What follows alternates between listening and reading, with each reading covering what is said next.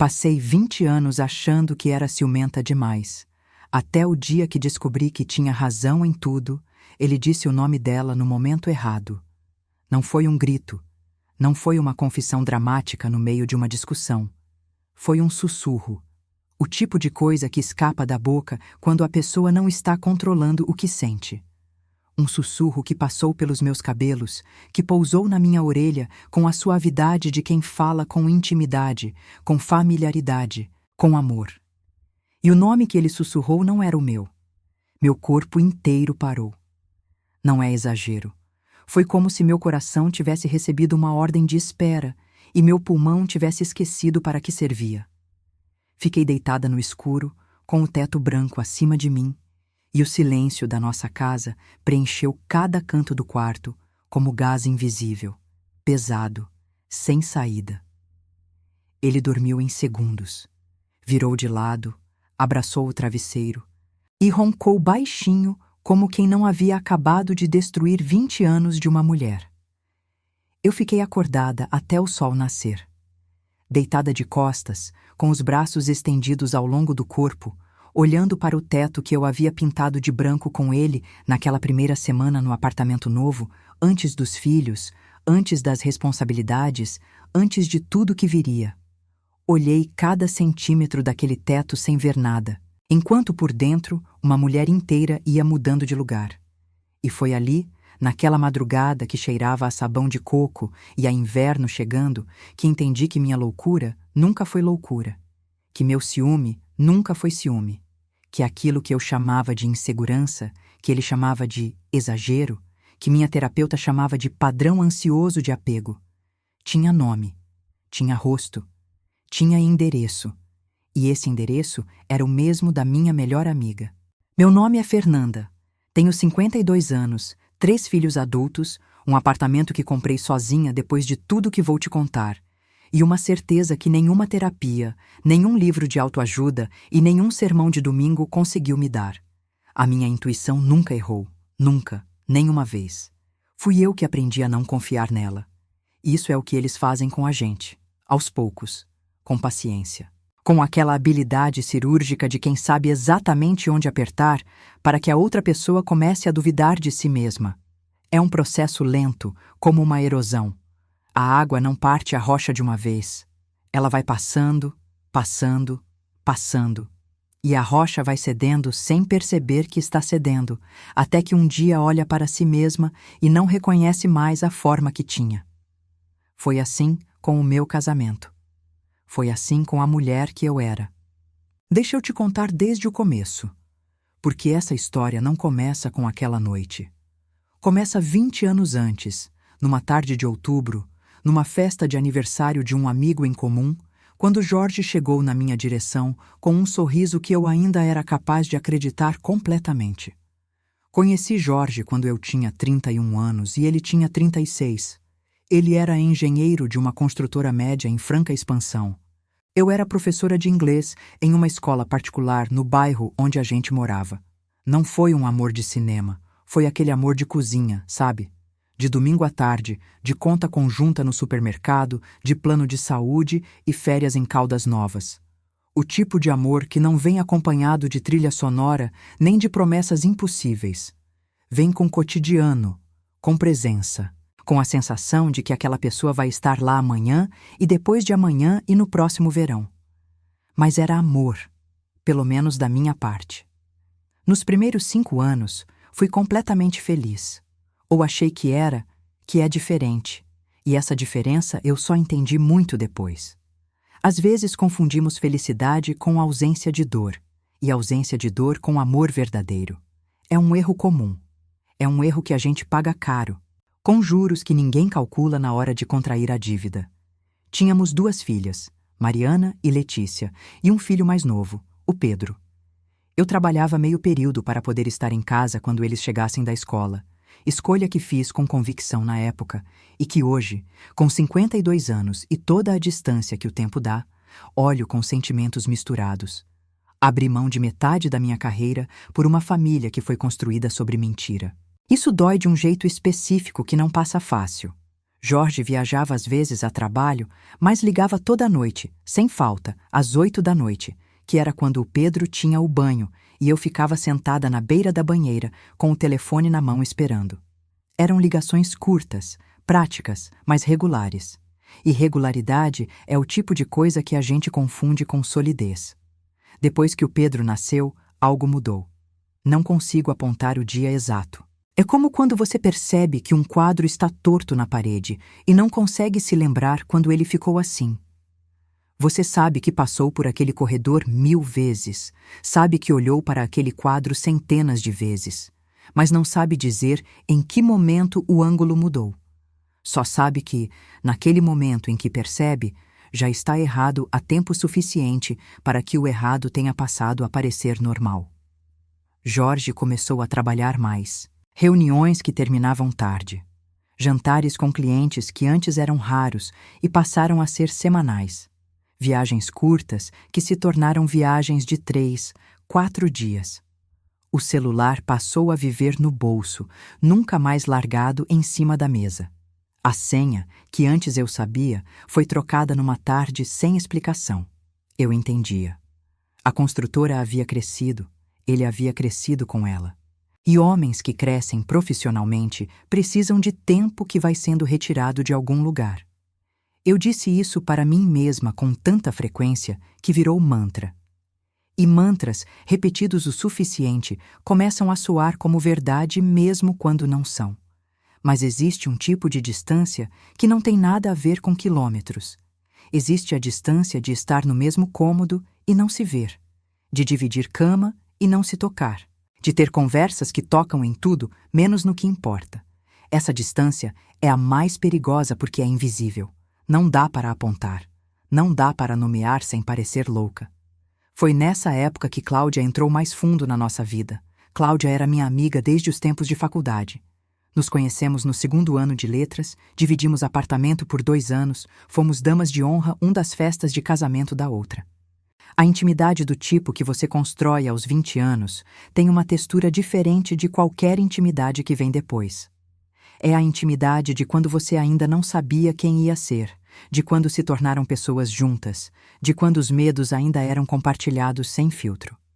Nos conhecíamos há quase 15 anos quando ela se separou do Renato. Um divórcio feio, cheio de advogado e acusação e aquele tipo de amargura que fica em tudo que uma pessoa toca durante um tempo. Ela havia se mudado para um apartamento 3 quarteirões da nossa casa, e eu havia sido naturalmente, como sempre era com as pessoas que amava, a primeira a aparecer. Fui eu que a ajudei a carregar as caixas no sábado de mudança, enquanto Jorge ficava em casa com as crianças. Fui eu que ficou com ela nas noites em que ela chorava de solidão até às 2 da manhã, sentadas no chão da sala dela com uma garrafa de vinho barato entre nós, as costas apoiadas no sofá, falando de tudo e de nada até que o cansaço vencia o desespero. Fui eu que a levei ao psicólogo pela primeira vez, que a convenci de que terapia não era fraqueza, que a apresentei ao grupo de caminhadoras do condomínio. Fui eu que ouvia, toda semana, seus medos sobre a vida sozinha. E fui eu, toda semana, que abria minha própria vida para ela. Minhas inseguranças sobre o casamento, minhas frustrações com a distância que crescia entre Jorge e eu, as noites em que eu sentia que ele havia sumido de dentro da nossa casa sem nem sair pela porta. Ela sabia de tudo. Sabia dos momentos em que eu chorava no banheiro sem entender por quê. Sabia das vezes em que Jorge mal me olhava no jantar. Sabia das noites em que eu ficava acordada com aquela sensação indefinível de que alguma coisa estava fundamentalmente errada.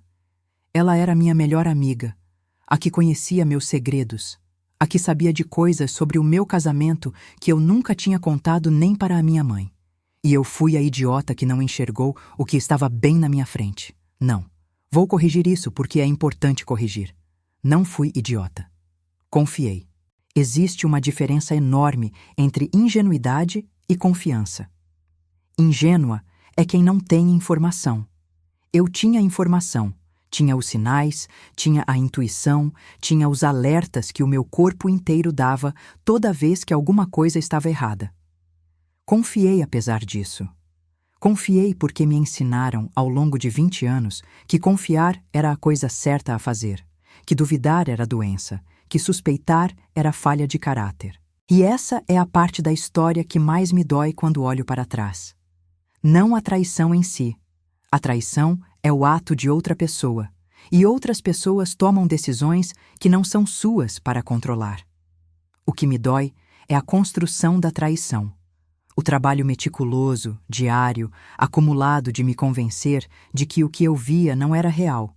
Isso foi feito com intenção. Isso foi escolhido. O primeiro sinal veio numa tarde de sexta-feira, 2 anos depois que Cláudia se mudou para perto de nós. Jorge chegou em casa mais cedo que o habitual. O homem que nos meses anteriores havia chegado em casa, depois das 21 horas, em pelo menos 3 dias da semana, estava ali às 18h40, de bom humor, com os olhos que tinham aquele brilho de quem acabou de resolver alguma coisa que estava pendente na cabeça. Trouxe salgadinho do supermercado e disse que havia convidado Cláudia para jantar no sábado. Sem me consultar. Com aquela naturalidade desarmante de quem toma decisão na própria casa e espera que a execução aconteça automaticamente, como se minha função fosse executar decisões e não participar delas. Ela está sozinha, Fer. A gente podia chamar ela para jantar mais vezes. Achei estranho. Jorge nunca havia sido particularmente próximo de Cláudia. Tolerava minha amizade com ela da mesma forma que maridos geralmente toleram as amigas das esposas, com uma espécie de amabilidade educada que não vai além da superfície, que não pergunta, que não retém. Nunca havia demonstrado interesse especial na companhia dela, nunca havia perguntado como ela estava fora das situações em que estávamos todos reunidos. Você falou com ela? Perguntei, mantendo a voz neutra enquanto dobrava um pano de prato que já estava dobrado. Cruzei com ela na padaria. Abriu a geladeira, virou de costas para mim. Ela parecia animada com a ideia. Alguma coisa picou leve no meu peito. Não sei descrever melhor do que isso. Uma picada, como um inseto minúsculo que você não chega a sentir direito, mas a coceira depois fica e não passa. Mas eu engoli. Afinal, não era nada. Era um jantar. Era gentileza. Eu era ciumenta demais. Todos me diziam isso. E eu havia aprendido, como disciplina, a desconfiar das minhas próprias percepções antes de desconfiar de qualquer outra coisa. O jantar de sábado aconteceu. Cláudia chegou com vinho e um sorriso. Conversamos, rimos, comemos. Nada de errado. Nada de visível para quem não estava prestando atenção no que eu estava prestando. Só aquela picada, muito leve, no fundo do peito, que eu ignorei com a eficiência de quem praticou muito. O segundo sinal foi tão discreto que quase me envergonha ter notado. Mas eu notei. E o fato de que eu notei e depois passei meses me convencendo de que era bobagem, essa é a parte que pesa mais quando olho para trás. Estávamos num aniversário de 15 anos da filha de uma vizinha. Um daqueles eventos de salão de festa com bolo cor-de-rosa e DJ que tocava funk e sertanejo universitário intercalados, com a família da aniversariante ocupando a mesa de honra e os demais convidados distribuídos em torno da pista num semifrio de obrigação social. Fui com Jorge, Cláudia veio sozinha. Durante toda a noite, percebi que sempre que Cláudia ria, ela tinha uma gargalhada inconfundível, alta e contagiante, do tipo que virava cabeças de quem estava na conversa ao lado. Jorge desviava os olhos para ela. Não era o olhar grosseiro de um homem avaliando uma mulher. Era mais sutil do que isso, e por ser mais sutil, era mais significativo. Era o olhar de quem verifica. De quem confere se a pessoa está bem, se está feliz, se está olhando de volta. Como quem precisa saber. Na volta para casa, o Pedro dormiu no banco traseiro antes de sair do estacionamento. Ficamos em silêncio por alguns minutos até eu falar com aquela leveza forçada que a gente usa quando quer trazer um assunto sem parecer que está trazendo. Cláudia estava animada hoje, né? Tava. Curto. Olhos na estrada. Você ficava olhando para ela. Pausa de 2 segundos. Fernanda, por favor. Estou só falando. Você está sendo você. E aquilo foi o suficiente para eu calar. Ser eu naquele tom específico que ele usava quando queria encerrar um assunto sem discussão. Ser eu significava ser exagerada, ser dramática, ser a mulher que transforma um olhar numa festa de aniversário em interrogatório de casal. Engoli. Virei para a janela.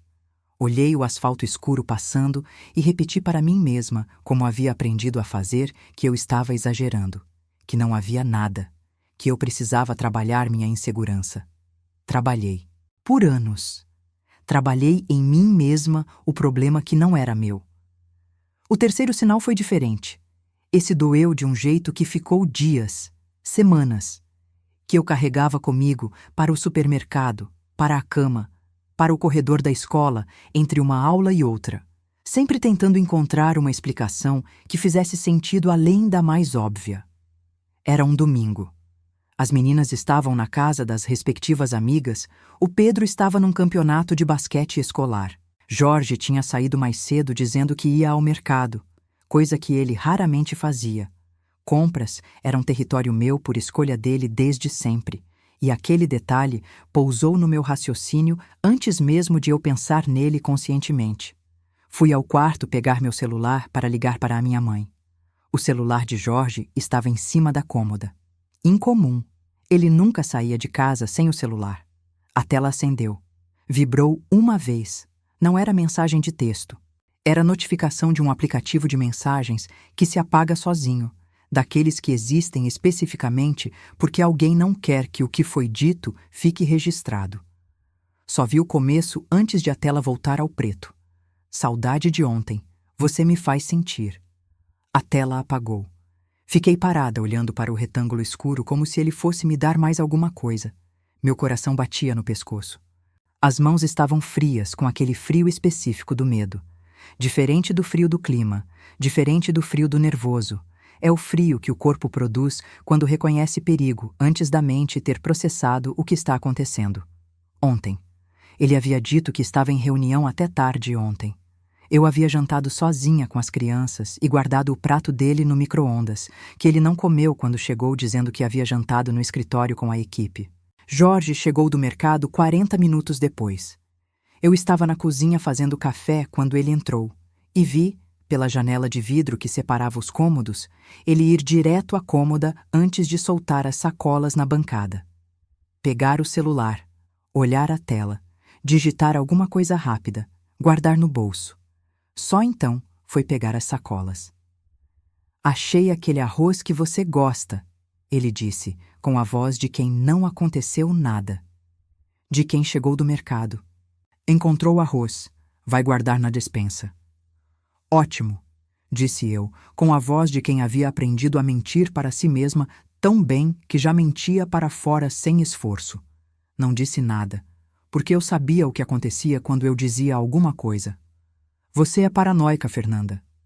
Essa frase eu ouvi mais vezes do que consigo contar nos 20 anos de casamento. Variava a forma, adaptava o tom de acordo com o humor do dia, mas o conteúdo era sempre o mesmo. Às vezes, vinha com impaciência. Você vê problema onde não existe. Às vezes, com cansaço. Nenhum homem aguenta esse nível de desconfiança. Às vezes, com aquela gentileza quase terapêutica que é mais cruel do que a raiva aberta, porque usa a linguagem do cuidado para fazer o mesmo trabalho da agressão. Você precisa trabalhar isso, amor. Essa insegurança sua é um problema antigo, não é culpa minha. E eu acreditava. Não de uma vez, não de repente. Acreditei aos poucos, como quem vai cedendo terreno sem perceber que está cedendo. Porque ele era convincente. Com a voz certa, no momento certo, com as palavras que eu precisava ouvir para parar de questionar. Porque eu realmente tinha histórico de ansiedade, diagnosticada há anos, tratada com terapia e, numa fase mais difícil, com medicação. Porque a minha mãe sempre disse que eu era sensível demais. Porque a terapeuta, que era excelente, competente, bem-intencionada, mas que não sabia de nada do que estava acontecendo porque eu não contava tudo, porque tinha vergonha de parecer paranoia, sempre me incentivava a questionar se minha percepção correspondia à realidade objetiva. Percepção versus realidade objetiva. Essa era a linguagem que eu havia aprendido a usar contra mim mesma. E é uma linguagem traiçoeira porque parece racional, parece maturidade, parece a coisa adulta e equilibrada a fazer, questionar a própria percepção, não saltar para conclusões, dar o benefício da dúvida. O problema é que existe uma diferença entre questionar a percepção como exercício de humildade e questionar a percepção como forma de sobrevivência dentro de um casamento onde sua sanidade é sistematicamente minada. A primeira é saudável. A segunda é o mecanismo pelo qual uma mulher aprende a se tornar sua própria inimiga. E a realidade objetiva, segundo todos ao meu redor, era que Jorge era um bom marido, trabalhador, presente nos momentos que importavam socialmente, aniversário dos filhos, reunião de pais, jantar de família no domingo, foto de Natal sorrindo. Nunca bateu, nunca gritou, nunca humilhou na frente dos filhos ou de ninguém. Pagava as contas, aparecia. O que eu tinha para provar o contrário? Um olhar numa festa de aniversário. Uma mensagem que apagou antes de eu poder ler inteira. Um nome sussurrado numa noite que, segundo a voz que eu havia treinado dentro de mim para trabalhar contra mim mesma, talvez eu tivesse ouvido errado. Talvez eu tivesse ouvido errado. Passei semanas tentando me convencer disso. Acordava às 3 da manhã, repetindo as sílabas na cabeça, tentando encontrar outra interpretação, outro nome que soasse parecido, outra leitura possível. Mas eu estava completamente acordada quando ouvi. E o nome era o nome dela. Mas não tinha ouvido errado, porque veio o dia da confirmação. E a confirmação não veio de Jorge, veio de Cláudia. Foi numa quarta-feira de março, um dia comum, daqueles que não tem nada de diferente até que de repente tem tudo. E aí você passa o resto da vida se lembrando de cada detalhe, da temperatura do ar, do barulho do trânsito, de como a luz estava. Eu havia pegado um resfriado forte, o tipo que começa com aquela coceira no fundo da garganta que você ignora, achando que vai passar e não passa, que desce para o peito e te deixa com a cabeça pesada e os olhos ardendo. Saí mais cedo da escola. Parei na farmácia do bairro, comprei xarope e pastilhas de mel. E resolvi passar na casa de Cláudia para pegar um livro que havia emprestado a ela semanas antes. Um romance que minha filha Mariana queria ler de volta. Era simples, era no caminho. Era o tipo de coisa que entre amigas não precisa de aviso. 20 anos de amizade dão esse direito. Essa era a lógica. Essa era a lógica que eu havia usado por 2 décadas e que naquela tarde era exatamente o fio que eu puxei sem saber o que estava preso do outro lado. A porta estava fechada, mas não trancada. Isso era comum entre nós. Havia uma confiança construída de tanto tempo que se traduzia em portas abertas, em cozinhas compartilhadas, em pode chegar, não precisa avisar. Empurrei a porta com a chave que ela havia me dado anos atrás e encontrei Jorge. Ele estava sentado no sofá de Cláudia. Ela estava ao seu lado, a cabeça recostada no ombro dele, os dois em silêncio de frente para a televisão desligada. As mãos dele sobre o braço dela, não de forma grosseira, não teatral, mas com aquela familiaridade específica de quem já não precisa mais de esforço. De quem já não está chegando, está habitando. Não era uma cena de filme, não era um flagrante explícito que qualquer câmera pudesse capturar e qualquer juiz pudesse considerar. Era pior do que isso, de certa forma. Era a intimidade cotidiana. Era o jeito que 2 corpos ficam quando já não há mais surpresa um pelo outro. Quando a presença do outro é tão habitual quanto a temperatura da própria casa. Quando você não precisa mais conquistar porque já conquistou, e o que sobrou é o conforto de ficar. Era o jeito que ele nunca mais ficava comigo. Os 2 me olharam ao mesmo tempo. Cláudia ficou rígida. Jorge abriu a boca. O braço dele desceu do ombro dela num movimento que deveria ter sido discreto, e foi exatamente o contrário. Foi o movimento mais revelador que eu já vi na vida, porque foi o movimento de quem tem consciência do que está escondendo. Fui eu que falei primeiro. Não gritei, não chorei, não joguei nada no chão. Não fiz nada do que eu imaginava, nas noites em que minha cabeça simulava esse cenário como forma de exorcizar o medo, que eu faria se chegasse naquele momento? Disse apenas: entendi, e saí. Andei 3 quarteirões até a minha casa com o passo de quem está indo ao supermercado. Não corri, não tropecei, não parei nenhuma vez. Tinha consciência dos meus pés no asfalto, do sol que estava baixo naquela tarde de março, do cheiro de terra molhada que sempre antecede a chuva nessa época do ano em São Paulo. Uma senhora passou com um cachorro pequeno e me cumprimentou com a cabeça. Respondi. Automático. O corpo funcionando enquanto a mente estava em algum lugar fora do tempo, naquele espaço estranho entre o que acabou de acontecer e o que ainda não se tornou real. Entrei pela porta da frente, deixei a bolsa no hall. Fui direto ao banheiro do corredor, não ao do quarto. Meu corpo soube que precisava de um espaço menor, mais contido, com paredes próximas. Abri o chuveiro no quente. Me despi devagar, com aquela lentidão de quem está fazendo cada gesto com atenção, como se precisasse ter certeza de que cada movimento era real. Entrei. E debaixo da água, sentada no box com o joelho no azulejo que estava frio apesar do vapor, porque o frio do azulejo é o tipo que persiste, que não cede fácil, chorei do jeito que nunca chorei na vida. Não foi choro de desespero, não foi choro de raiva, foi um choro de reconhecimento. E é o tipo mais pesado de todos, porque não tem saída fácil. O choro de raiva passa com exaustão. O choro de tristeza passa com tempo. O choro de reconhecimento, o que sai quando você para de lutar contra uma verdade que estava te esperando faz muito tempo. Esse tem peso de alívio e dor ao mesmo tempo, num equilíbrio que é quase impossível de descrever para quem nunca sentiu. Eu havia lutado contra essa verdade por anos. Havia me convencido de que estava inventando. Havia me culpado pela insegurança, pela desconfiança, pelo ciúme que destruía o casamento. Havia ido à terapia para consertar a mim mesma. Havia pedido desculpa por coisas que não eram minha culpa.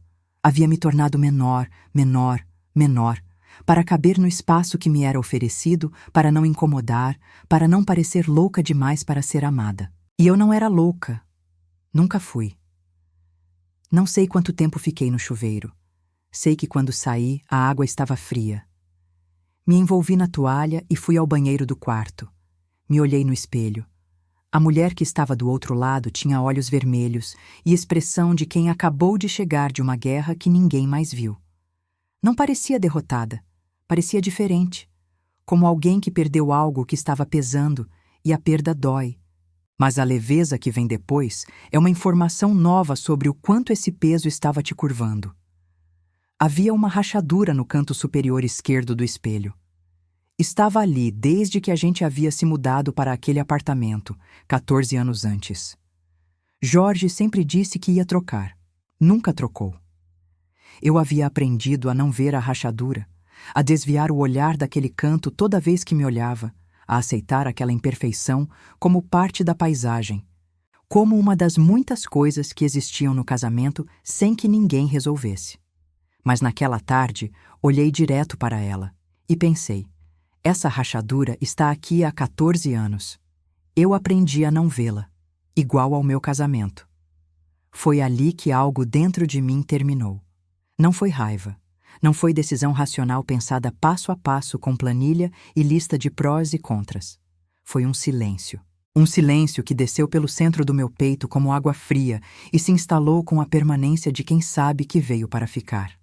Como quem entende que a tempestade já passou, que não há mais nada a esperar que não seja o trabalho de recolher os cacos.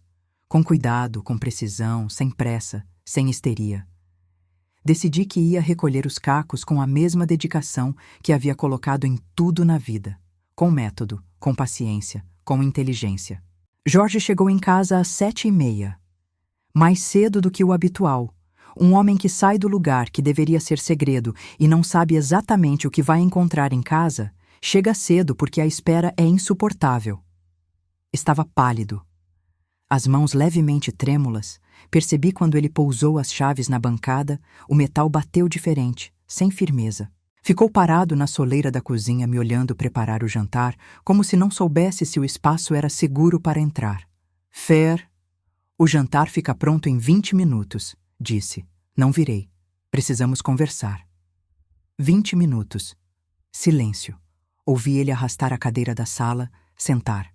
O som mudo de um homem que não sabe o que fazer com as próprias mãos enquanto espera o veredicto. Jantamos.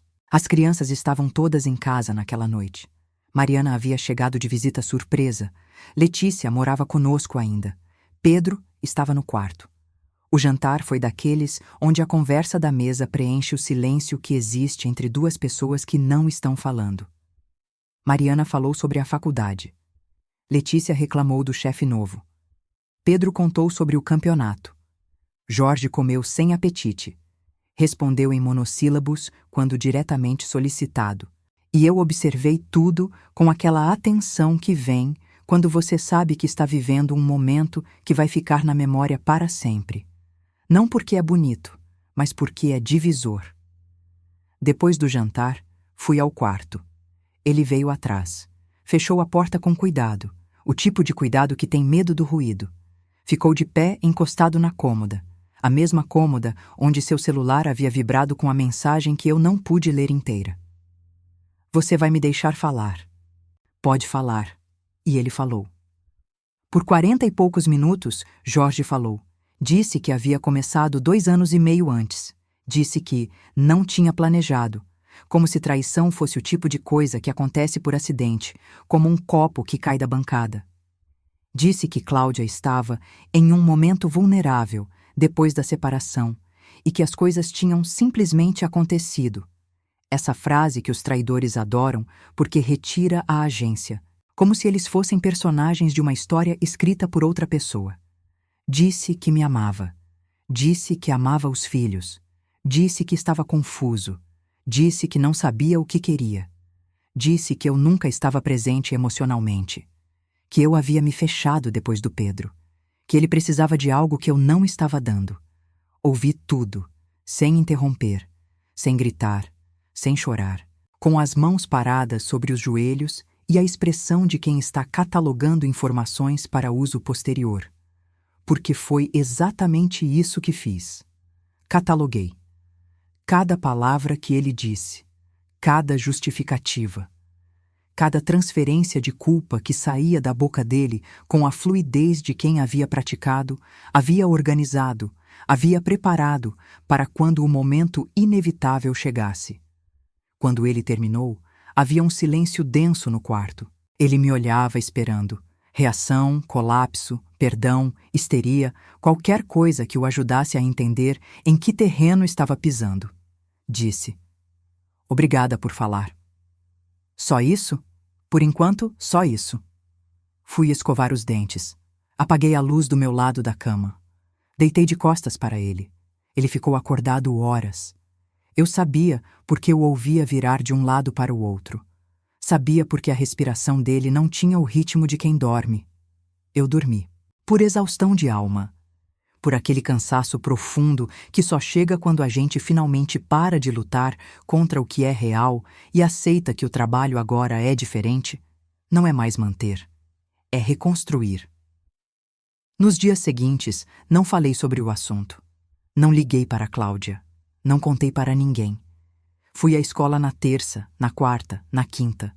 Dei aula de inglês para adolescentes de 13 anos que não queriam estar ali de jeito nenhum. Corrigi provas. Tomei café no intervalo com a Sônia, que falou sobre o namorado e o apartamento que estavam planejando alugar juntos. Voltei para casa, fiz jantar, dormi. Jorge me observava de longe com aquela expressão de quem não sabe se a calma é boa notícia ou a pior das notícias. Tentou conversar 2 vezes. Nas 2 disse que precisava de tempo, que quando tivesse algo a dizer, diria. O que eu estava fazendo, na verdade, era construindo. Peguei os extratos de conta dos últimos 4 anos. Aqueles que a gente guarda em pastas na gaveta do escritório e nunca abre porque Jorge cuida disso e finanças não são minha área. Abri cada um. Li cada linha. Descobri uma conta poupança em nome dele que eu desconhecia por completo. Descobri saques em dinheiro vivo, regulares, todo mês. Quantias médias, não enormes, mas consistentes, desde havia 3 anos exatos. Descobri uma despesa num restaurante japonês num bairro que eu nunca havia pisado, datada de uma quinta-feira em que Jorge havia dito estar em viagem de trabalho em Ribeirão Preto. Fotografei cada folha. Organizei numa pasta que guardei na minha bolsa de trabalho, não em casa. Fui à escola de inglês onde trabalhava e conversei com a coordenadora sobre a possibilidade de aumentar minha carga horária para o período noturno. Havia uma turma de adultos precisando de professor. Disse que queria. Pesquisei advogadas especialistas em direito de família. Encontrei uma pelo boca a boca, a filha de uma ex-aluna minha, jovem, competente, com um escritório discreto num bairro tranquilo e olhos que não julgavam nada do que você colocava sobre a mesa. Fiz tudo isso em silêncio, com o mesmo silêncio que eu havia aprendido a engolir por 20 anos, mas com uma diferença fundamental. Dessa vez, o silêncio era meu. Eu o escolhi. Ele trabalhava para mim. A conversa definitiva aconteceu 3 semanas depois, um sábado à tarde, os filhos fora. Pedi que ele sentasse à mesa da sala, não no sofá, não na beira da cama, na mesa.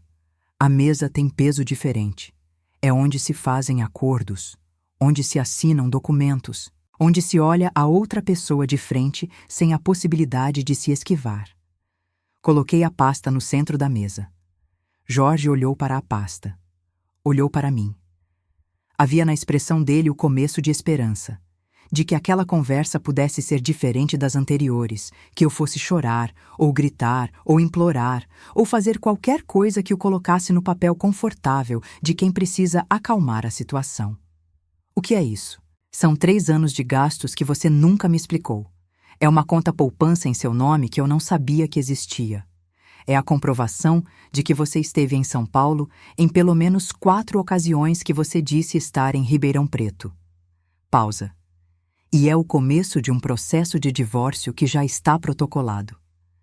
Ele ficou branco. O tipo de branco que não é efeito dramático. É o sangue abandonando o rosto quando o organismo inteiro entra em alerta. Fernanda, deixa eu terminar. Minha voz estava firme.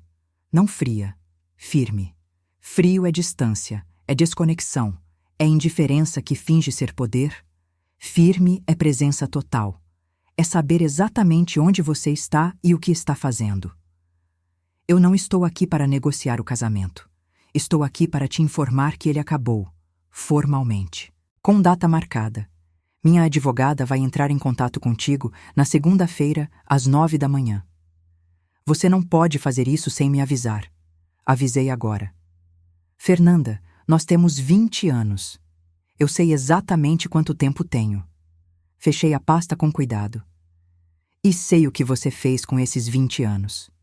Ele tentou mais 4 argumentos, que havia terminado com Cláudia, que ainda me amava, que os filhos precisavam dos 2 juntos, que eu estava tomando uma decisão no calor da emoção.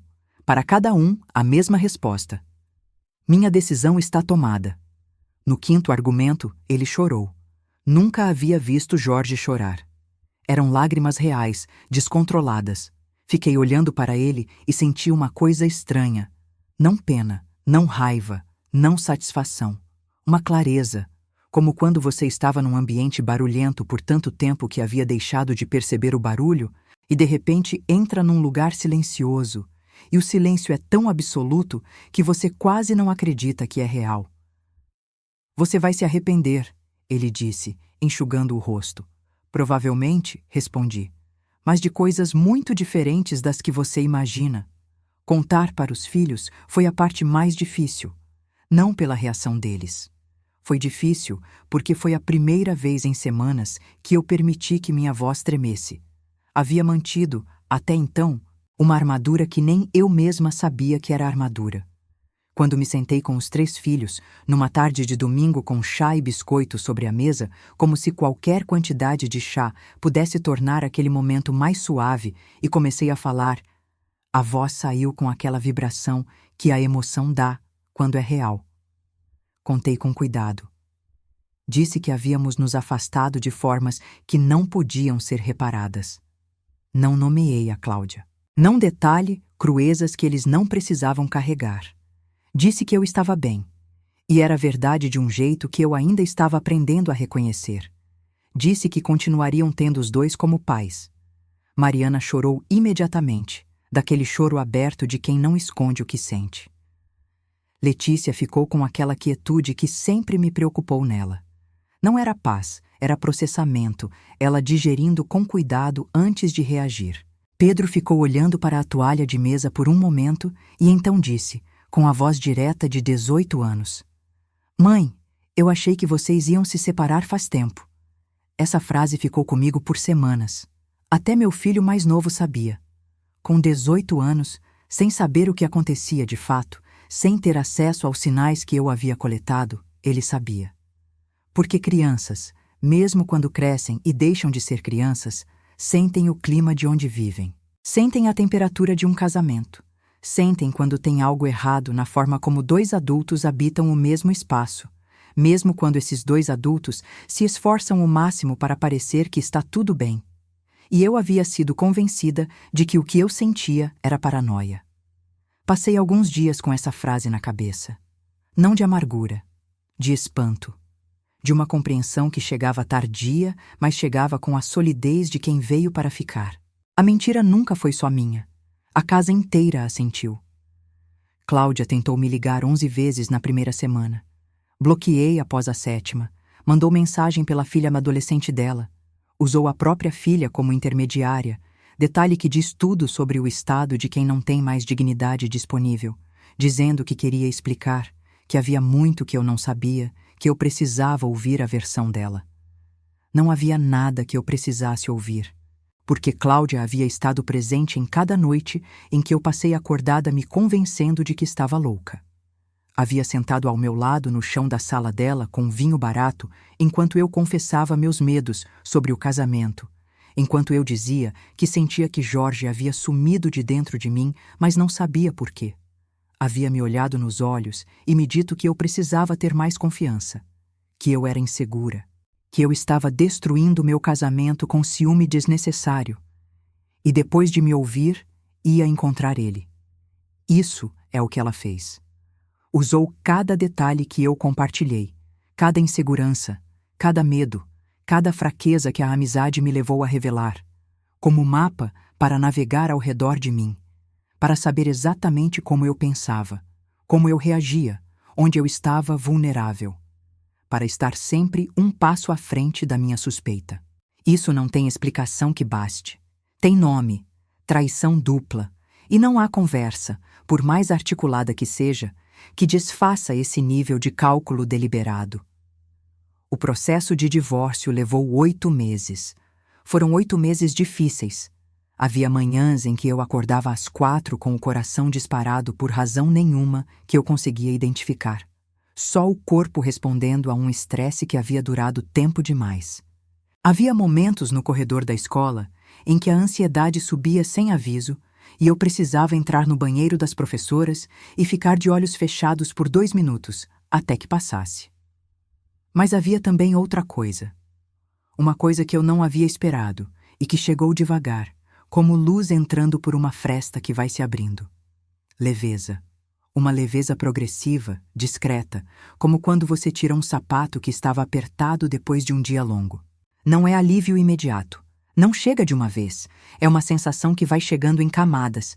Você percebe que dormiu melhor naquela noite, depois que comeu com mais atenção, depois que passou por uma tarde inteira sem aquela tensão no ombro direito que havia se tornado tão habitual que havia parado de ser tensão e passado a ser simplesmente o modo de ser do seu corpo.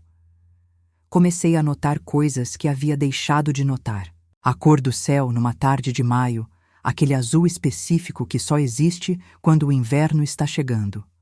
O cheiro de café que a vizinha do 3º andar fazia toda manhã às 6h30. O prazer genuíno de escolher o que assistir na televisão sem negociar com ninguém, sem medir se o que eu queria era compatível com o que outro queria. Eram coisas pequenas, mas eram completamente minhas. Assumi a turma do período noturno. Adultos aprendendo inglês depois de um dia de trabalho. Vendedores, secretárias, estudantes se preparando para intercâmbio e algumas senhoras aposentadas que queriam, por variados motivos pessoais e encantadores, entender o mundo de outra forma. Havia uma energia específica naquelas pessoas que levei semanas para nomear. Quando finalmente nomeei, entendi por que me tocava tanto. Elas escolhiam estar ali. Estavam lá porque haviam decidido, com a vida já andada, que ainda havia coisas a aprender. E havia algo nessa escolha deliberada, nessa recusa de se fixar no que já era, que ressoava em algo que estava acordando em mim. Havia uma aluna, Dona Iracema, 63 anos, aposentada dos Correios, avó de 6 netos, que havia começado a aprender inglês com um objetivo específico e preciso. Conversar com a neta que havia se mudado para a Austrália e cujos filhos, os bisnetos de Iracema, estavam crescendo sem saber português. Eu quero que eles me entendam, ela havia dito no primeiro dia, com a simplicidade de quem não precisa de justificativa mais elaborada do que o amor. Numa noite de julho, depois de semanas de tentativa e erro, Dona Iracema construiu sua primeira frase completa no passado simples. I went to the market yesterday, ela disse. E havia no rosto dela o tipo de orgulho que não se pode fingir. O orgulho de quem chegou em algum lugar que parecia longe. Bati palma. A turma bateu junto. E eu pensei com uma clareza que não esperava naquela sala de aula às 21h de uma terça-feira. É isso. Isso é o que importa. A chegada. A sensação de ter ido, de ter tentado, de ter chegado num lugar que antes não parecia possível. E comecei a me perguntar, com aquela lentidão de quem está aprendendo a fazer perguntas sem pressa pela resposta, em que outros lugares eu poderia chegar. Fui atrás da especialização que havia querido 15 anos antes e arquivado na gaveta de Não é para mim. Linguística aplicada ao ensino de línguas estrangeiras. Fiz a matrícula com o dinheiro do acordo de divórcio. Paguei a primeira mensalidade naquele mesmo dia, sem consultar ninguém, sem pedir permissão, sem verificar se alguém aprovava. Foi a primeira vez em muito tempo que tomei uma decisão completamente minha e não senti nada além de certeza. O apartamento que comprei ficava a 18 quilômetros da casa antiga, num bairro de ruas arborizadas que eu não conhecia. Escolhi aquele apartamento por 3 razões. Uma janela enorme na sala que pegava sol da manhã, uma padaria na esquina com o melhor pão de queijo que eu havia comido em anos e um banheiro com espelho de corpo inteiro, do teto ao chão, novo, sem rachadura. Fui sozinha assinar a escritura num sábado de setembro. Estava com calça bege, blusa de linho branca, cabelo preso de qualquer jeito. Minha advogada estava ao meu lado.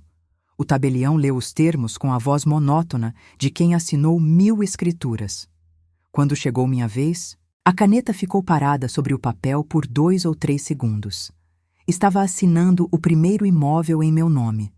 Só em meu nome. 51 anos. 3 filhos. Um divórcio. Uma vida que havia sido construída ao redor de outra pessoa. E agora, aquelas linhas em azul sobre papel branco dizendo que aquele espaço era meu. Que eu havia chegado até ali. Que eu havia sobrevivido não apenas ao que Jorge havia feito, mas ao que eu havia feito a mim mesma ao acreditar por tanto tempo que minha percepção era o problema. Assinei. Não tremi. Não chorei. Assinei com a firmeza de quem chegou. A especialização trouxe Débora.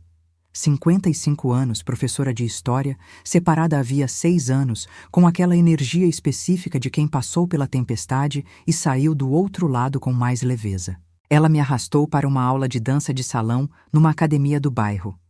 Na terceira aula, conheci Roberto.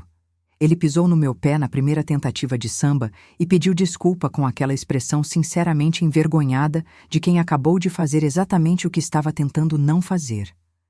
E eu ri. Ri de verdade, do fundo do estômago, o tipo de riso que você não controla. Roberto tinha 57 anos, era arquiteto, viúvo havia 4. Tinha cabelos embranquecidos nas têmporas e um jeito de escutar que eu só percebi na segunda conversa. Ele não planejava a resposta enquanto você ainda estava falando. Escutava de verdade, esperava, e só então respondia. Parece básico, é básico. E é assustador perceber como um comportamento tão básico pode soar como descoberta depois de 20 anos sem ele. Saímos para café após a aula. Ficamos 2 horas numa cafeteria que já estava quase fechando. Ele contou sobre a esposa. Câncer, 2 anos entre diagnóstico e fim. Eu contei pouco, o suficiente para ele entender que eu havia saído de algo difícil e ainda estava aprendendo a confiar no chão debaixo dos próprios pés. Ele não perguntou detalhes, disse. Parece que você está se encontrando bem. Ainda estou aprendendo onde estou, respondi. Isso é ótimo. Muita gente nunca começa. Meses de café depois da aula. Meses de conversa até meia-noite. Ele trazia livros e os deixava entre nós como ponto de encontro. Leia quando quiser, não precisa devolver. Não havia pressa em nada. E a ausência de pressa era, em si mesma, um processo de cura que eu nem sabia que estava acontecendo. Havia dias em que eu acordava e o primeiro pensamento era aquele reflexo antigo, a pergunta automática de o que fiz de errado? A verificação compulsiva de se eu estava incomodando, tomando espaço demais. Nesses dias, ficava parada na cama por alguns minutos, olhando para o teto do meu apartamento, que era completamente meu, e respirava fundo até que o reflexo passasse. Sempre passava. 6 meses depois do primeiro café, Roberto me convidou para jantar, um restaurante de verdade, com reserva e vinho escolhido com cuidado. Ele havia prestado atenção meses antes, quando eu havia mencionado de passagem que preferia branco ao tinto. Esse detalhe tão pequeno, ficou comigo por dias. Na mesa, depois de pedir a entrada, ele disse: "Você sabe que gosto muito de você." "Eu sei", respondi. "E você?" Fiz uma pausa.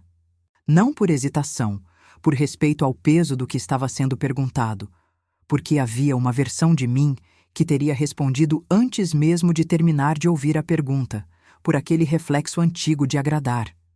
E havia a versão que eu estava construindo que precisava de um segundo para verificar o que era real. O que era real era que quando eu estava com Roberto, eu lembrava de mim mesma. Lembrava da mulher que eu havia sido antes de 20 anos de erosão gradual.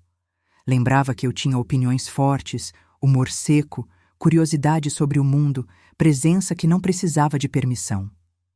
"Gosto muito de você também", disse. Era verdade, sem precisar de suplemento. Ele sorriu. O sorriso de quem não está esperando ganhar mais do que foi dado. Houve uma tarde em que minhas filhas me visitaram juntas no apartamento novo. Mariana havia noivado. Letícia havia conseguido uma promoção que esperava havia 2 anos. Sentamos na sala com aquela janela enorme, com o sol entrando oblíquo, e comemos pão de queijo da padaria da esquina. Mariana olhou ao redor, para os quadros que eu havia escolhido sozinha, para as plantas que eu havia começado a cuidar, para a pilha de livros no canto da estante, e disse: "Mãe, você parece mais feliz do que quando eu era criança." Não respondi imediatamente. Letícia completou com aquela precisão silenciosa que sempre foi dela: "Parece mais você." Engolei algo que subia na garganta, não de tristeza, mas daquela mistura de gratidão e de dor retroativa que chega quando você finalmente está bem o suficiente para enxergar o tamanho do que não estava bem antes. "Eu estou", disse, "estou mais eu." E era verdade de um jeito que só é possível reconhecer quando você havia passado tempo suficiente sem ser você para saber a diferença. Enquanto organizava o escritório que havia montado no quarto menor, encontrei uma foto. Era de uma viagem ao sul do país, 22 anos antes. Jorge e eu, antes dos filhos, numa praia fria de Santa Catarina. Eu estava com uma jaqueta vermelha, o cabelo solto ao vento, rindo para a câmera com o tipo de riso que não pensa em como está ficando na foto, que existe por si mesmo. Fiquei olhando para aquela mulher por um longo tempo. Ela não sabia ainda. Estava inteira, sem a armadura, sem o peso que a Fernanda, de 52 anos, havia precisado construir como condição de sobrevivência. Tive vontade de dizer alguma coisa para ela. Confie em você. Antes de qualquer outra coisa, antes de qualquer outra voz, confie em você. no que você sente, no que você vê, no que o seu corpo inteiro te diz quando algo está errado. Não existe nome melhor para essa informação do que intuição, e intuição não é paranoia. Intuição é a parte de você que está pagando atenção quando o resto foi convencido a fechar os olhos. Não coloquei a foto de volta na caixa. Joguei fora. Não por raiva, por escolha. O passado não precisava de um lugar naquele apartamento. O apartamento era para quem eu estava me tornando. Terminar a especialização foi uma confraternização pequena e importante. Uma sexta-feira à noite, cadeiras em círculo, salgado e refrigerante, a coordenadora dizendo que não ia ter palco, ia ter conversa. Débora estava à minha direita. Roberto havia ido, um pouco tímido num grupo que não conhecia, mas presente. Minha filha Letícia apareceu de surpresa ao final, com flores amarelas. Flores amarelas. As mesmas que Jorge havia trazido naquela tarde longínqua, em que eu ainda era capaz de acreditar completamente no sorriso que ele usava. Olhei para aquele buquê nas mãos da minha filha e pensei: flores são flores. O amarelo não pertence a ninguém. E coisas que tiveram dor antes podem ter alegria depois, desde que você troque a mão que as segura. Quando chegou a hora de falar, me levantei sem ter preparado nada. Falei o que era verdadeiro, que havia chegado àquela sala 3 anos depois de descobrir que havia passado 20 anos sendo convencida de que era menor do que era. Que a escola havia sido, sem saber, parte da minha reconstrução. Que ensinar outras pessoas havia me ensinado que era possível aprender a qualquer hora, de qualquer ponto de partida, com qualquer história carregada nas costas. Dona Iracema estava sentada na terceira fila, com os olhos brilhando. Disse uma última coisa antes de sentar. Se você está passando por algo que está te convencendo de que o que você sente não é real, acredite em você, sempre, antes de tudo. O que você sente é informação. Não é fraqueza, não é doença, não é drama. É informação. E você tem todo o direito de usá-la. Hoje de manhã, fiz café no meu apartamento. Fiquei parada na janela da sala enquanto o sol entrava como entra todo dia, oblíquo, dourado, aquecendo o assoalho de madeira que eu escolhi porque eu queria madeira. Havia passado anos em casa com piso cerâmico que Jorge preferia e nunca me havia ocorrido que eu podia ter uma preferência diferente. Que minha preferência podia existir e ocupar espaço sem precisar ser comparada ou justificada. Roberto havia dormido aqui. Foi embora cedo por causa de uma reunião, deixou uma xícara lavada escorrendo na pia e uma mensagem de 3 palavras no meu celular. Vai ser ótimo. Ele nem sabe exatamente do quê. É do tipo que manda mensagem assim, sem precisar de referência específica, porque acredita de forma geral que vai ser ótimo. É um jeito de viver que eu ainda estou aprendendo a reconhecer como normal. Essa leveza de quem não está constantemente preparado para o pior. Pensei em tudo isso que acabei de te contar. Pensei nos 20 anos de uma mulher que foi lentamente convencida de que o seu instinto era seu inimigo, que a sua percepção era falha, que o que ela via era invenção de uma mente ansiosa e não evidência de uma realidade que estava acontecendo do lado de fora enquanto ela olhava para dentro de si mesma, tentando encontrar o defeito.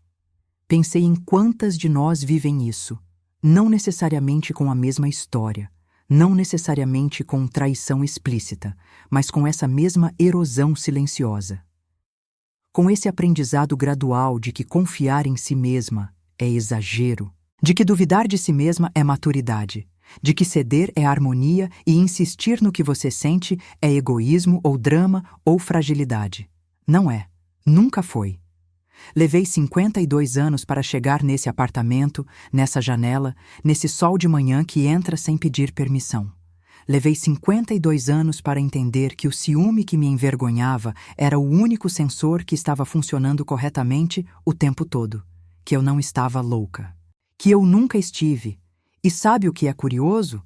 Hoje não tenho ciúme de nada, não de Roberto, não da vida dele antes de mim, não das pessoas que ele conhece e eu não.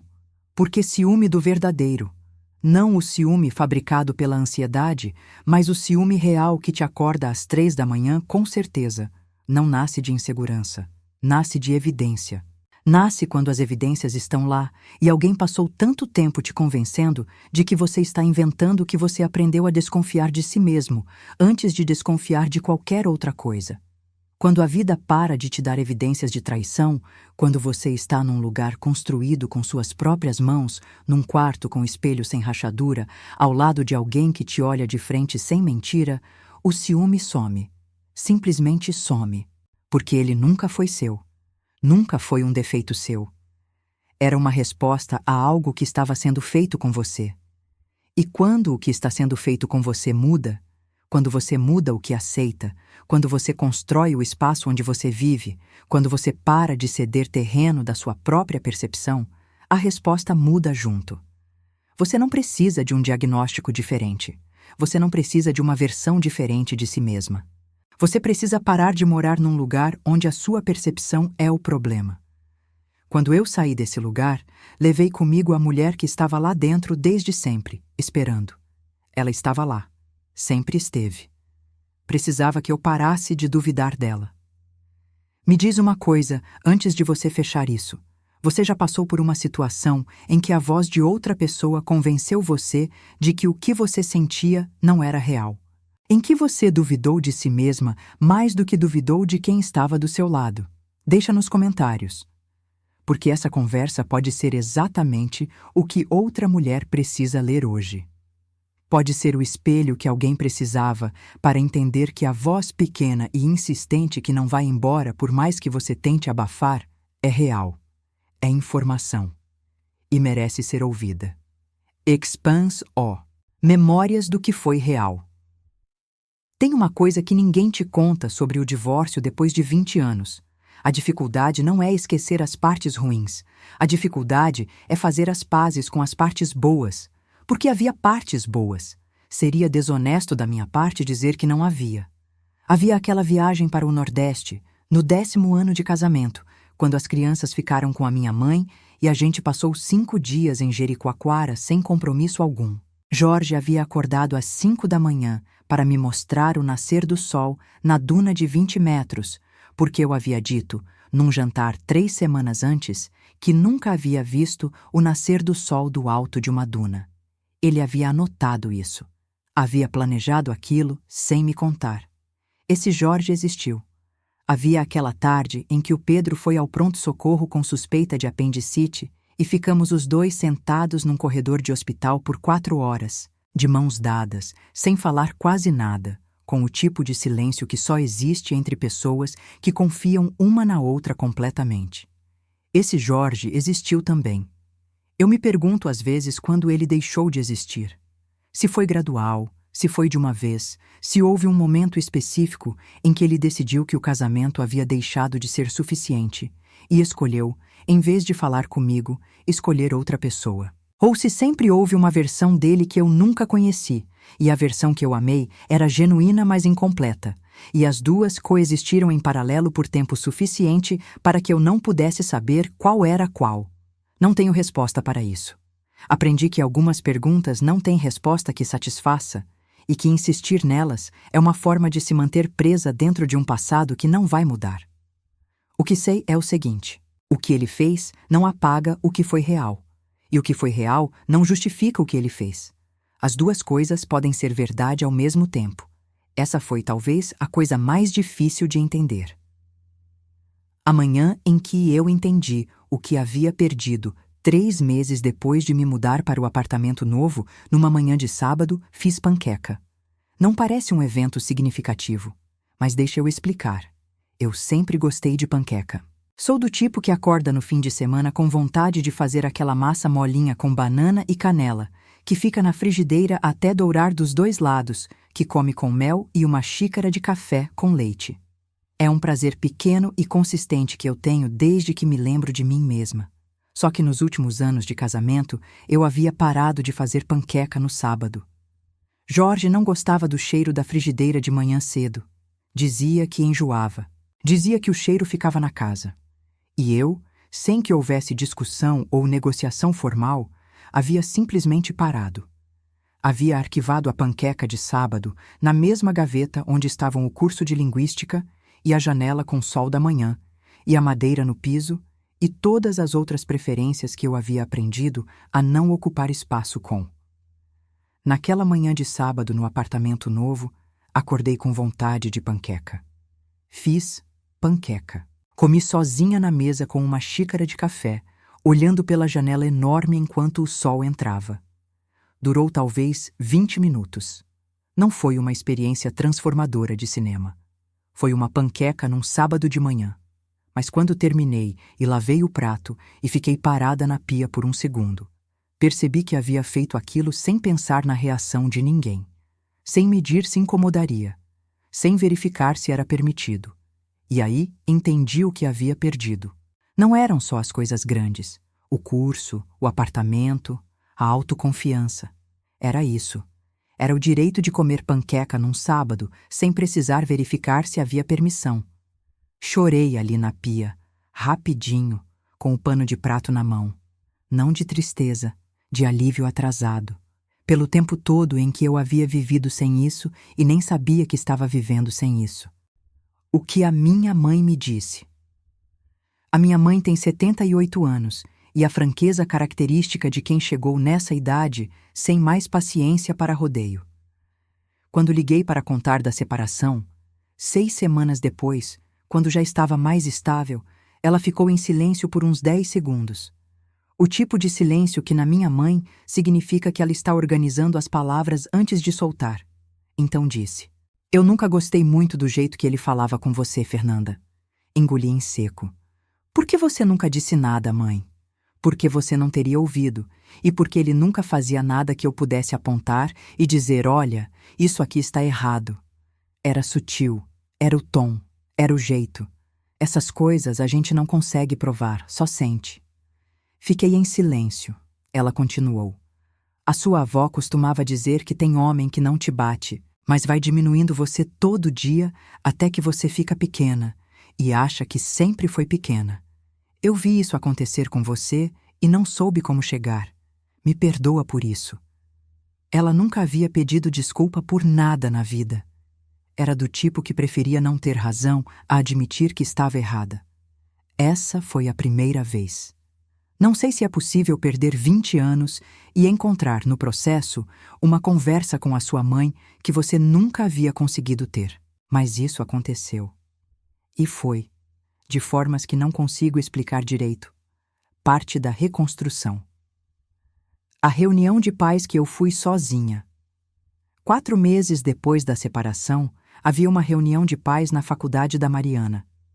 Um daqueles eventos semestrais onde os coordenadores apresentam o currículo do próximo período e os pais ouvem e fazem perguntas sobre estágio e mercado de trabalho. Jorge e eu havíamos decidido, com a ajuda da advogada e com o mínimo de conflito possível, que íamos dividir esse tipo de compromisso alternadamente. Aquele semestre era meu. Entrei no auditório da faculdade com 50 anos e 1 mês, sozinha, com uma blusa nova que eu havia comprado naquela semana porque queria. Não porque havia evento, não porque precisava, porque eu queria. E me sentei numa cadeira do meio. À minha volta, casais. Não todos, mas a maioria. Casais com a linguagem corporal específica de pessoas acostumadas a dividir espaço. O joelho que se toca, a caneta emprestada sem pedir, o olhar que verifica se o outro está acompanhando. Por uns 2 minutos, senti aquela picada familiar. A de quando você percebe que está faltando algo que antes estava. Mas aí o coordenador começou a falar sobre as oportunidades de extensão que a Mariana poderia aproveitar no próximo semestre. E eu abri o caderno e comecei a anotar. E a picada passou. Porque eu estava ali pela Mariana, porque eu havia chegado até ali, porque aquele auditório, aquelas anotações, aquela tarde num evento de faculdade eram partes de uma vida que era completamente minha, não a sobra de uma vida construída ao redor de outra pessoa. Quando saí, liguei para a Mariana e dei o relatório completo com as anotações. Ela riu e disse que eu era a única mãe que anotava tudo. Disse que parecia mais com o jeito dela do que ela imaginava. Achei que sim, achei que sim. O dia que Jorge pediu uma conversa. 8 meses depois do divórcio finalizado, Jorge pediu uma conversa. Não era sobre documentos, não era sobre os filhos, não era burocrático. Era o tipo de pedido que vem com hesitação na mensagem. Queria te ver para conversar. Se você topar, que deixa claro que é pessoal. Topei, porque os filhos existem, e por causa deles, uma capacidade de conversar civil era necessária. Não amizade, não perdão no sentido de fazer de conta que não aconteceu, mas civil. Nos encontramos num café perto da antiga casa, numa tarde de quarta. Ele chegou uns minutos antes de mim. Estava mais velho, não de um jeito que o tempo faz, mas de um jeito que o arrependimento faz. Tinha aquelas marcas nos cantos dos olhos que aparecem quando você passa meses dormindo mal.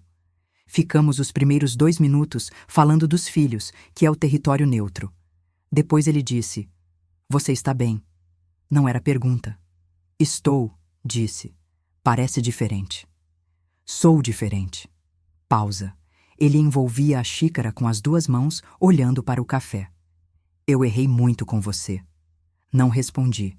Não havia nada a responder que não fosse óbvio.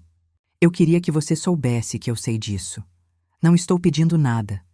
Só queria que você soubesse." Fiquei olhando para ele por um momento, para o homem que havia passado 20 anos me convencendo de que o meu instinto era meu inimigo. Para o homem que havia dormido ao meu lado sussurrando o nome de outra pessoa. Para o homem que havia sido genuíno em alguns momentos e calculado em outros. E a mistura dos dois era a coisa mais desorientadora de lidar. Disse: "Eu sei que você sabe, e obrigada por dizer." Não era perdão, era reconhecimento. As 2 coisas são diferentes, e eu havia aprendido a não confundi-las. Saí do café 15 minutos depois, entrei no carro, e fiquei parada por 1 segundo antes de dar a partida. Não havia raiva, não havia saudade. Havia aquele silêncio claro que eu havia aprendido a reconhecer, o silêncio de quem está inteira, de quem não precisa de nada daquele encontro além do que já havia recebido. Dei a partida e fui embora. E assim o círculo fechou hoje. Nessa manhã de café e sol e pão de queijo que derrete, existe uma versão de mim que 20 anos atrás não conseguia imaginar. Não porque essa versão é perfeita, não é. Tenho dias difíceis. Tenho o reflexo antigo que aparece às vezes. Aquela voz que ainda tenta me convencer de que estou exagerando, de que estou tomando espaço demais, de que meu instinto não merece confiança. Esse reflexo não desapareceu da noite para o dia. Provavelmente nunca vai desaparecer completamente. Mas agora eu reconheço a voz. Sei de onde vem. Sei que não é minha. Foi colocada lá por anos de alguém me dizendo que minha percepção era o problema. E quando reconheço, posso escolher não obedecê-la. Essa escolha é o trabalho de todos os dias. E todos os dias eu escolho. Quando Roberto me perguntou uma vez, numa daquelas conversas de meia-noite, o que eu havia aprendido de tudo isso, fiquei em silêncio por um tempo antes de responder. "Aprendi que a voz mais importante na minha vida sou eu", disse finalmente, "e que passei tempo demais dando essa voz para outra pessoa administrar." Ele ficou quieto, processando. Depois disse: "E agora? Agora eu administro. É simples assim. É complicado assim. Existe uma mulher que leu isso até aqui e está se reconhecendo em algum trecho. Não necessariamente nessa história específica, mas na sensação. Na sensação de duvidar do próprio instinto. Na sensação de se diminuir para não parecer louca. Na sensação de passar anos ouvindo que o problema está em você quando o problema nunca esteve. Para essa mulher, quero dizer o seguinte: você não é louca. Nunca foi. O que você sente é informação. O que você percebe é evidência. O que o seu corpo inteiro te diz quando está acordado às 3 da manhã sem conseguir explicar por quê? Essa é a parte de você que está funcionando melhor do que qualquer outra. Ela está tentando te avisar. Ouça ela. Mesmo que seja difícil. Mesmo que o custo pareça alto. Mesmo que todo mundo ao redor esteja te dizendo para não confiar no que você sente. Confie. Porque no final, quando você sentar na frente de uma janela enorme com o sol da manhã, num apartamento que só tem o seu nome na escritura, ou quando você chegar no que quer que seja o equivalente disso na sua vida, a única pessoa que você vai querer ter ouvido mais cedo é você mesma. Isso aprendi. Tarde, mas aprendi.